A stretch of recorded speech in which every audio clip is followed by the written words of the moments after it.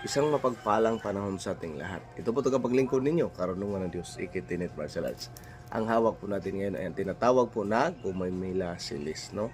So ito po'y kilala sa tribong Mangyan, Babaylan, sa Dakong Luzon bilang pangpaswerte.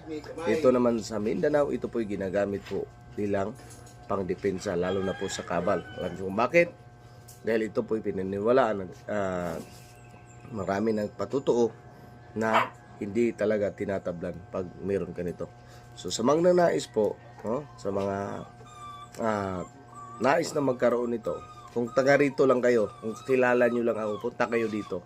Dahil ang presyohan po natin dito ay hindi po maanghang sa bulsa, no? And of course, yan, ang gamit nito pwede sa gamutan. Bakit? Ito'y tinatawag din ng kahoy ng buhay, no? So yan po ang ating Gumamila Silis. So, marami siyang local name. So, Gumamila Silis, ang standard name nyo, ang common name, o Silis. Dito naman sa amin ang tawag talaga nito ay 5 star. Kasi meron siyang 5 petals at kilala din siya sa katawagan San Pablo, doon sa Dakong Surigao. No? So, ang pangalan nito sa scientifico, ito ay Dracunto seeds, no? Yan, ito po ang kanyang hitsura. So, again, sa magnanais, yan, ito po. Tulad nito.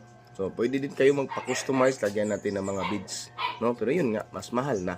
Kasi ito, kaya sa bulsa. Pero pag lagyan na natin ng mga crystal stones, mga mutya, ay meron na yung karagdagang presyo. Kasi mahal po talaga ang mutya, no? At saka mga crystal stones. Again, isang mapagpalang panahon at maraming salamat po.